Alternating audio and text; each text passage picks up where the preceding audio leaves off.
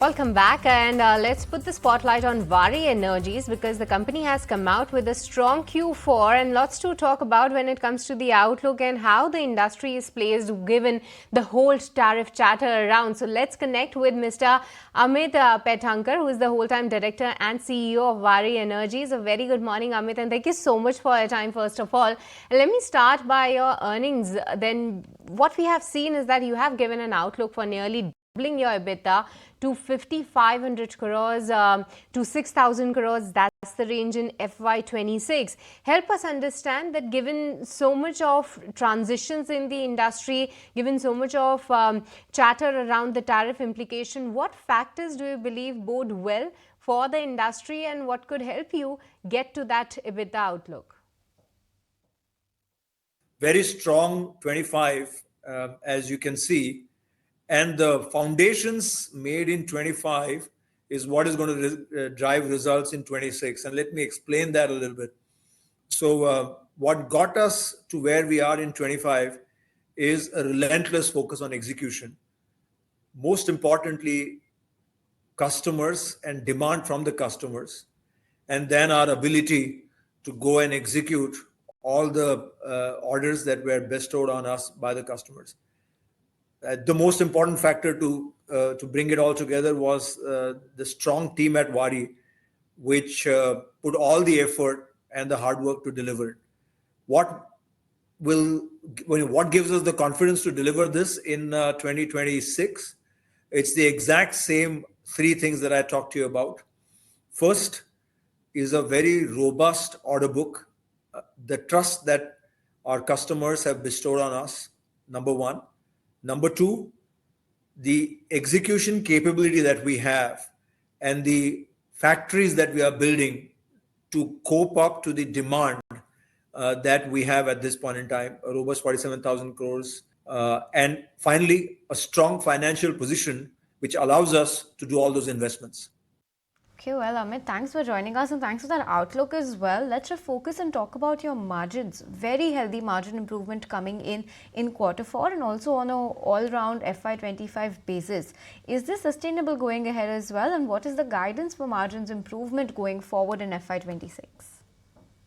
Of course, we have already gone ahead and talked about a guidance on EBITDA, which is clearly a reflection of the margins that will follow. And like I said, our confidence is extremely high. And that's primarily because we have a very strong order book.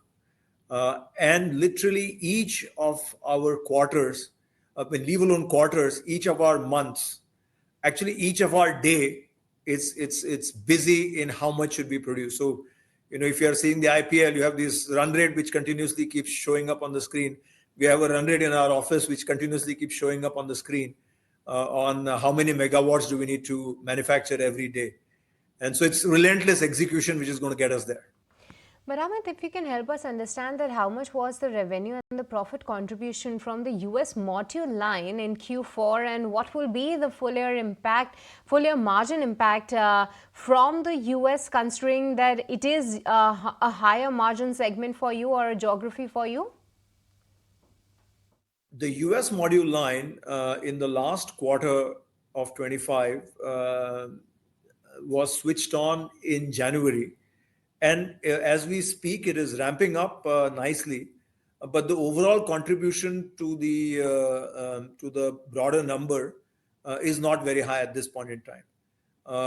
Our outlook for 2026, like 2025, is going to be similar. We had roughly 17 to 20% of our revenues that came out of overall US, which includes the US manufacturing as well as export orders from India. Directionally, the same numbers will hold true for 26 as well. And that's built into our EBITDA calculations. Okay, and Amit was just going through your financials. The depreciation and amortization expense line item has doubled on a year-on-year basis. Could you help us understand why that is? Is there any new asset added that is depreciating at a faster rate? Absolutely great question. Yes, you're right. New assets have been added, and that's our cell line, the cell production line, as you must have seen, um, we are reverse integrating and forward integrating. And on the reverse side, we already are very strong in modules with 15 gigawatts of module manufacturing capacity, the largest in the country. And then we recently inaugurated our 5.4 gigawatt cell manufacturing facility, which is also the largest in the country. And the jump in the depreciation is primarily because of the capitalization of those assets.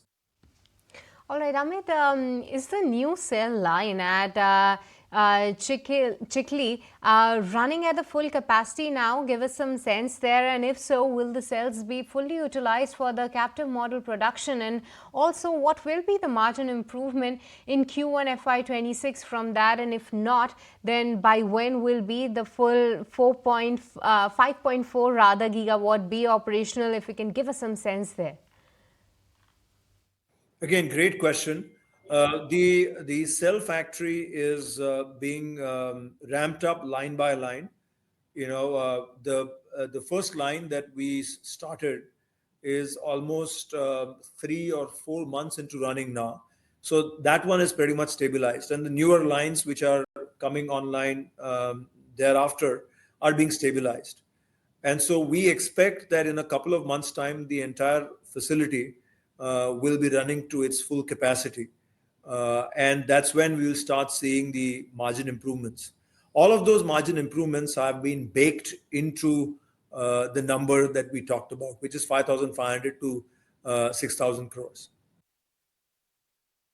Okay, and Amit, also help us understand if now you have any clarity on the Inflation Reduction Act. Have you quantified that impact into your margins? Is that summed in right now if the pause continues indefinitely? And also help us understand the impact of this on your customers if they would be willing to bear this additional cost. So we have not, we are closely watching. We hope that IRA, in the form that it was conceived or in some other form, continues. But in the margin guidance that we have given, or the EBITDA guidance that we have given, we have not considered IRA. And also, Amit, what kind of a capex and the capacity addition plans do you have for FY26? Share your thoughts there.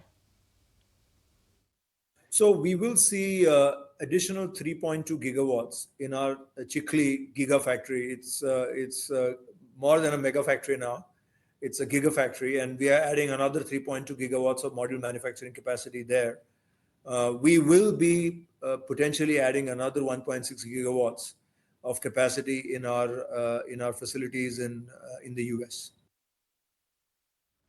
Okay, and Amit, lastly, before we let you go, how are you looking to prepare for the US tariffs that are currently on hold? Have Capex plans been pushed on the back of that? And does your guidance take that into account as well? Is that factored in? Because the US has imposed a lot of duty on solar imports in the Southeast Asia region just very recently. Do you see any indirect impact on that on your business as well? So the tariffs that were declared are from the nations which are also exporters to the US from a module perspective. And on a prima facie basis, it will help us. Nevertheless, anything around tariffs, I think a lot of moving parts there. We have to keep a watch and see how does it finally settle down. And that will really decide what will be the ultimate impact on us. But we are in an advantageous position where we have a substantial manufacturing capacity in the US as well as in India. And based on the manner in which the tariff is kind of aligning itself, we will be able to modulate our production and kind of either benefit from the ways in which the tariff structures come up or mitigate the issues that may be coming out of it. All right, Amit, we let you go on that note. Really appreciate you taking the time out and speaking with us and also helping us with the outlook, what lies ahead for Waaree Energies.